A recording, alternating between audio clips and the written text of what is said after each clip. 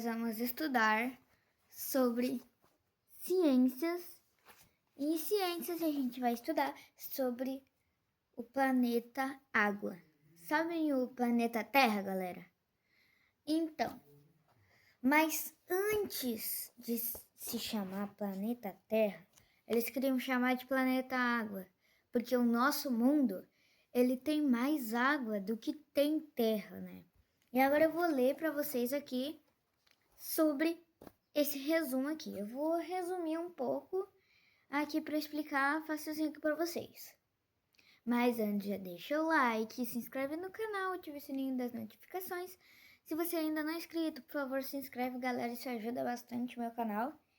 E chega de enrolação e bora ler, né? Mas você já pensou, você já parou para pensar na imensa quantidade de água existente na Terra? Embora ele se chame Terra, o nome água também seria adequado. Se você observar um globo terrestre, notará que a maior parte da superfície desse planeta é coberto por água. Aqui encontramos água salgada, oceanos e mares, doce, rios e lagos, em forma de nuvens, sólida, gelo e neve, subterrânea, lençóis d'água e até mesmo dentro do corpo dos seres vivos. Como todo mundo sabe, né? A gente consome água e aí é totalmente essencial para o nosso corpo. Nosso corpo inteiro precisa de mais ou menos 70% de água. E a água no nosso corpo, ela vai, tipo assim, um pouquinho para os nossos rins, um monte para o sangue, sabe? Assim, tipo assim, os nossos ossos têm 25% de água. Os nossos músculos, 75%. Os pulmões precisam de bastante água, galera, para eles poderem fazer a função deles bem rápido, bem fácil, para ele não parar, né? Então, o pulmão, ele tem que conter 90% de água. Já o cérebro, 75%, porque senão a gente não consegue estimular ele direito. O fígado tem que ter 85%, porque o fígado é muito importante para o nosso corpo. E eu vou dizer até, gente, que a parte mais importante do nosso corpo é o rim. Se a gente não ter os dois rins, a gente não consegue viver. Entendeu, gente? E o coração também, né? Mas aí, contando assim, se tiver um rim, você só tem uns problemas, né? Assim, no seu corpo, né? Aí, tipo assim, se você doa um rim, tem gente até que vou até dizer, gente, que tem gente que nasce com um rim ruim, né? Aí, tipo assim, normalmente a criança, ela não sobrevive por causa que o rim, tá com alguma doença, ou a criança nasce com alguma doença, né, gente? Mas o rim é a parte mais importante de dentro do nosso corpo. Nosso sangue precisa de 80%. A nossa pele também precisa de 80%. Porque senão, gente, a nossa pele, ela não estaria tão hidratada. É muito importante também para as árvores, também, né? Todo mundo sabe que a natureza, o que ela mais precisa é água. Senão ela não consegue viver nada, né? E por último, os nossos rins, que precisam de 80% d'água. Agora, galera, a gente vai falar um pouquinho depois da estação de tratamento da água. Mas agora eu só vou resumir mais uns tipos de... como é que eu vou falar? Tipos de rio, tipos de oceanos, lagos, tipos de águas. Temos disponibilidades de água no nosso planeta, né? É tipo assim, são 2% de água congelada, 1% de água potável e 97% da água do nosso mundo inteiro é salgada. Então, por isso, galera, que a gente tem que economizar bastante água. Porque a água salgada a gente não pode tomar. Não faz bem para o nosso corpo tomar água saudável. Meu Deus, gente! O único tipo de água que a gente pode tomar é a água potável. Se for água salgada, a gente não pode tomar de jeito nenhum, gente. Por causa que pode fazer mal para alguma parte do nosso corpo. Então a gente só poderia tomar uma água potável, né? Ou água normal, sem ser salgada nem potável, né, gente? Que nem o gelo. O gelo é gelo, é uma água, né, congelada. Aí depois você pode até tomar água congelada, como cubinho de gelo, né, gente? Aí a gente bota na boca até ele derreter. Isso também pode. O único tipo que a gente. Tipo assim, o que não faz muito bem é água doce e água salgada. Isso é. Até o gosto é ruim pra quem já foi na praia, né, gente? É bem ruim o gosto. Tá, mas a maior parte da água disponível na superfície terrestre é salgada, onde tem em mares e oceanos. Como a gente vai na praia, tem bastante mar salgado, né? Ou seja, não podemos consumi-la. Outra grande quantidade de água que poderia ser consumida encontra-se debaixo da terra, no topo das montanhas ou congelada nas regiões polares. Portanto, é muito difícil utilizá-la, né, gente? Só se você conseguir algum material assim para conseguir ir pro solo. A gente só encontra no solo do planeta. A gente não consegue encontrar essas coisas na superfície. De toda a água existente no planeta, apenas uma pequena porção está acessível, gente. Por isso que a gente tem que ficar economizando água. Eu sei, gente, quase todo o planeta toma a água que a gente precisa tomar. Mas temos que economizar porque não parece, mas é muita pouca água que a gente tem. O que as pessoas de agricultura, as das indústrias, elas usam bastante água, mas elas não podem gastar tanto. Senão, a água vai acabar muito rápido. Aí, tipo assim, eles vão ter que começar de novo, né? Eles vão ter que fazer todo o trabalho de novo para conseguir fazer a água que a gente toma hoje em dia, né? Agora, galera, a gente vai falar sobre a estação de tratamento da água. Para quem não sabe, ela tem uma sigla e é ETA, Estação de Tratamento da Água, ETA. A água que consumimos pode ser captada de lagos, rios ou represas. Ao ser retirada desses locais, ela ainda não está pronta para ser usada, pois pode estar suja ou com como é que eu posso dizer? Vermes, né, gente? Por causa que a água, ela tem que ser limpa logo e ela tem que ficar potável. Para quem não sabe, potável quer dizer que ela tá pronta para consumo. Ela pode ser usada. Como é que eu vou dizer? Potável, quando ela meu Deus, gente. Ó, imagine gente, todo mundo conhece água potável, certo? Imagina que eu peguei uma água direto do oceano. Ela não tá potável. Ela não foi passada por máquinas e canos, tubulações. Ela só veio da natureza. Ela não tá potável. Mas dependendo da água, ela tá pronta para o consumo. Mas ela deve estar bem suja. Então, ela deve ter vários vermes. Deve ter... Tipo assim, gente, no mar tem peixe, tem tubarão e tudo, né?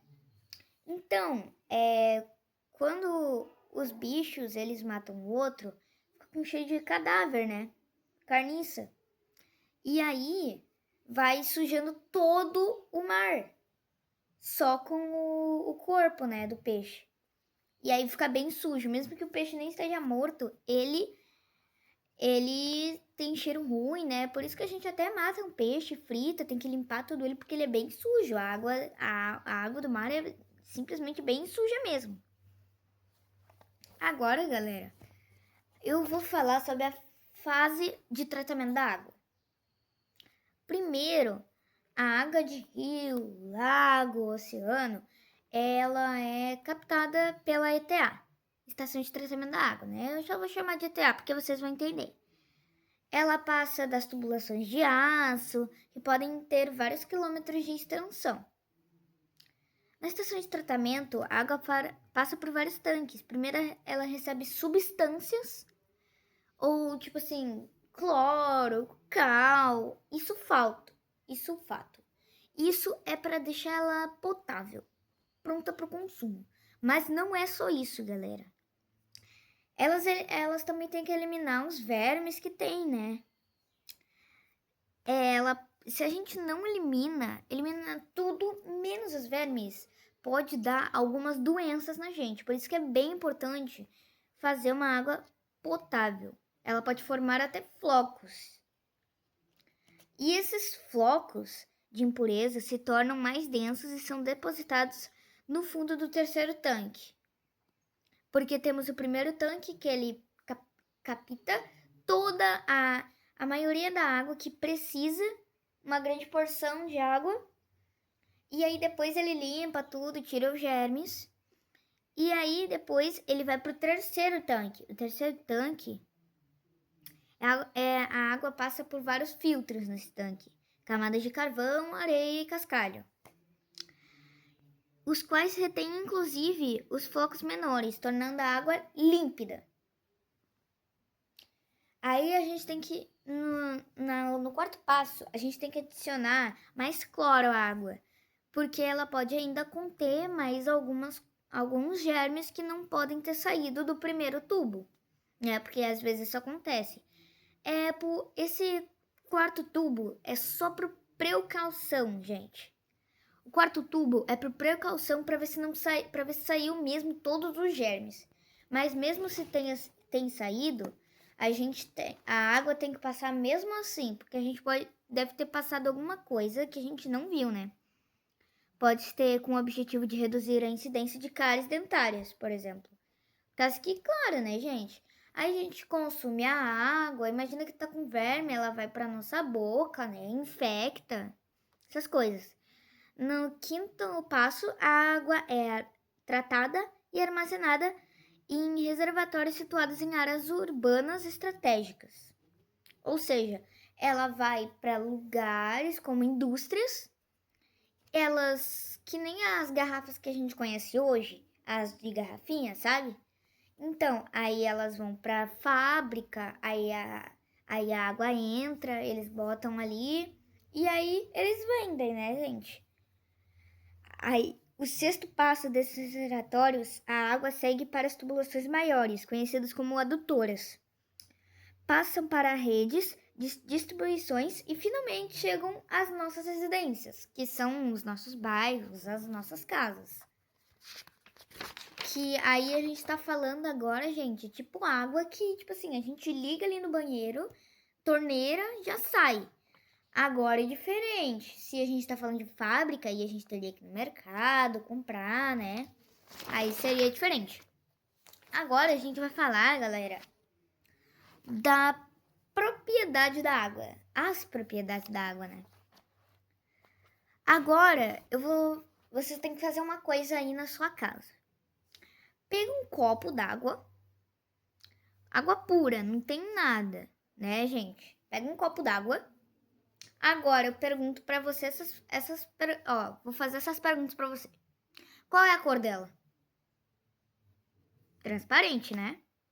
Agora aproxime seu nariz e respire bem sente bem o cheiro da água. Qual é o cheiro da água? Nada, né, gente? Não tem nada. Ou seja, você deve saber que a água pura não tem cor, ou seja, ela é incolor. Ela também não tem cheiro, então ela é inodora. E ela também não tem sabor, ou seja, ela é insípida. Essas propriedades nos ajudam a identificar se a água realmente é adequada para o consumo, né, gente? Por causa, se a água ter cheiro, gente, acabei de pegar um copo, tá novinho, acabei de lavar. Eu vou tomar água agora. ela tá com cheiro. Gente, essa água não tá boa pro consumo. Ela pode até, se ela tiver alguma coisa. Gente, se essa água tiver cheiro, tiver gosto ou tiver cor, ela tá suja. Ou seja, ela não tá pronta para o consumo. Ela não ficou uma água potável. Por isso que a gente tem que deixar, tipo assim, tem que jogar essa água fora, né, gente? Por causa que, tipo assim, ela não vai estar potável, tá com cheiro, tá ruim, tá com cor, tá suja. Né, gente? Isso não dá. Agora vamos falar do ciclo da água. Na natureza, a água se movimenta e muda de estado físico, né, gente? Como a evaporação. A água, se ela toma sol, ela começa a evaporar. Agora a gente vai falar sobre isso. Esse fenômeno natural é denominado de ciclo da água, que a gente vai falar agora. Para começar a vir bastante água. Só para avisar, gente, o ciclo da água, todo mundo sabe que ciclos são infinitos, certo? Como os ciclos são infinitos, esse também é. A evaporação é quando o sol vai em um mar, vai em lagos, e aí ele começa a ficar, aí ele começa a evaporar, né, gente? Que nem numa panela. Eu tô esquentando ali no fogo, tô fazendo arroz. Botei a água, né? Aí tem o fogo ali embaixo. Vai vir a água, vai virar vapor, né, gente? Aí só vai sobrar o arroz. Aí, sempre quando tem alguma coisa quente, como fogo ou o sol, né, que é bem quente mesmo, a água vai evaporar. Que forma que ele vai lá pro céu, né, gente? Aí depois a gente vai pro segundo passo, que é a condensação. A condensação é quando o vapor vai para cima e forma as nuvens. Aí esse vapor forma várias nuvens. Aí o terceiro passo é precipitação, que se chama de precipitação, que é quando uma junção de nuvens maiores cheias d'água pelo vento. Isso se chama chuva, né, gente? Por causa que a água vira vapor, mas ela ainda é água, né, gente? Ela ainda é molhada. O vapor, como todo mundo sabe, alguns não devem saber, mas o vapor é úmido. Então, se eu, tipo assim, eu tô cozinhando e aí eu espalho o vapor na mão, eu vou sentir que ela vai ficar meio assim, vou sentir um molhadinho na minha mão. Porque ele continua sendo água. O vapor, ele vai ficar úmido na minha mão, né, gente?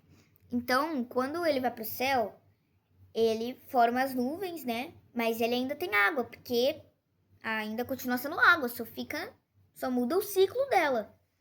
E aí, quanto mais vai vindo nuvem se juntando, mais água ela cria. E aí, isso se chama chuva, como todo mundo sabe, né? Que é a produção de granizo ou neve. Ou a própria água, né? Que cai do céu, que a gente chama de chuva. Agora a gente começa a infiltração. A infiltração é uma parte armazenada quando a água da chuva entra no nosso solo. Aí ela vai passando por várias coisas, né? Uma parte é armazenada nos lençóis subterrâneos e a outra escoa para os lagos, rios e oceanos. Aí, tipo assim, quando cai no solo a água que choveu, ela volta para os mares. E aí começa tudo de novo. Isso chama infiltração. O ciclo da água é fundamental para a manutenção da vida em nosso planeta. Ele contribui para a variação climática, o desenvolvimento dos vegetais e o abastecimento de lagos, rios e oceanos. Isso se chama, agora que vocês aprenderam, ciclo da água. E agora, galera, eu quero mostrar para vocês sobre a energia. Quero falar para vocês pela energia, gente. Essa é a última página que a gente vai ver aqui. E aí, a gente vai encerrar o vídeo por aqui, tá? Vamos falar sobre agora fontes de energia. A gente já sabe tudo sobre água. Agora a gente vai para energia. Vamos ver, vamos pegar um exemplo. Quando a gente participa de um acampamento, a gente pode ver que tem fogueira, lampião, lanterna e a lua, né? Que tudo isso produz energia. Então, como vemos aqui, ó, tá vendo esse quadrado aqui? Vocês estão vendo várias aqui, ó, gente? Tem o vento, tem a luz solar, temos a própria água, materiais orgânicos, calor concentrado e mares, os próprios mares, né, gente? No entanto, a natureza dispõe de várias outras fontes de energia. Assim como as máquinas, os seres humanos precisam de energia para funcionar. Todos os dias, a gente gasta muita energia realizando atividades variadas, como brincar, respirar, estudar, ajudar nas tarefas domésticas e entre outros. Atualmente, em todo o mundo, uma das grandes preocupações dos governos é a da obtenção de energia por meios econômicos e não prejudiciais ao meio ambiente que a gente vive, né, gente? O governo, ele faz de tudo para a gente não gastar tanta água. E se a gente gasta bastante água, eles têm que fazer o processo da ETA, da estação, né, que a gente já aprendeu aqui, da ETA, eles vão ter que fazer tudo de novo, só que o processo é muito mais rápido. Aí o governo se preocupa bastante com isso.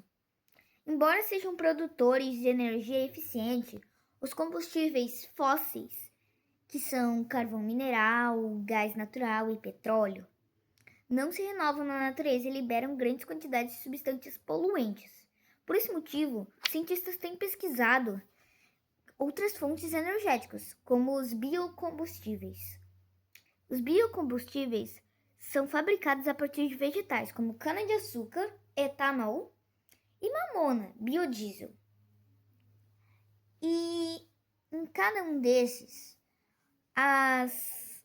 os minérios para usar nos combustíveis fósseis e nos biocombustíveis são carvão mineral, petróleo, cana-de-açúcar e mamona. Outra forma de obtenção energética é a captação da energia produzida pela água, hidráulica, e pelos ventos, eólica. Esses recursos originam a chamada energia limpa, que resulta em pouca poluição. Agora, gente, a gente acabou por aqui. Acabamos. Eu espero que vocês tenham gostado, né? Mas para parar o vídeo, eu vou fazer uma pergunta para vocês, para ver. Vou fazer duas perguntas. Uma sobre a estação da água e outra sobre a fonte de energia. Se você não entendeu, gente, vê o vídeo de novo. Ou se não entendeu uma parte, só volta naquela parte para ver se você entendeu. Agora, eu vou perguntar, não tipo assim que tem uma resposta adequada, tá, gente? É pessoal de você. Em algum momento, os combustíveis fósseis, né, irão esgotar. Agora, quais medidas podem ser tomadas para aumentar o tempo de disponibilidade desses recursos naturais? Ou seja, gente, o que você poderia economizar para isso? Já vimos os biocombustíveis e os combustíveis fósseis. Se algum dia eles vão acabar, né? O que você faria para economizá-los? Eu vou falar um palpite meu e você vai falar o seu, tá? Eu iria reduzir os gastos. Agora você aí vai responder essa pergunta. É pessoal, gente, essa aqui. Agora eu vou fazer uma pergunta sobre a água. Bem fácil essa pergunta, tá, gente? Essa aqui é bem fácil. Também é pessoal. Agora, eu vou fazer duas perguntas porque essas daqui são duas pessoais. Mas depende, né? Gente, eu sou de Porto Alegre. Agora eu vou perguntar para vocês. Quais rios ficam perto do município onde você mora? O meu, como eu moro em Porto Alegre, é em Guaíba. E agora, qual é o seu? Última pergunta. A sua cidade conta com uma estação de tratamento de água? Em caso positivo, tipo assim, em caso positivo, se sim, qual é a empresa responsável por esse serviço? E, gente, aqui no meu, aqui em Porto Alegre, eu sou de Porto Alegre, né? Então, sim, a minha resposta é sim. E a empresa responsável por esse serviço é o DEMAI. O DEMAI é responsável pela água do esgoto, essas coisas. O próprio esgoto, né, gente? Que é considerado como uma ajuda para o tratamento da água. Desculpa. E hoje a gente encerra por aqui, né, gente? Eu espero que vocês tenham gostado. E valeu! Vamos pro próximo vídeo. Tchau!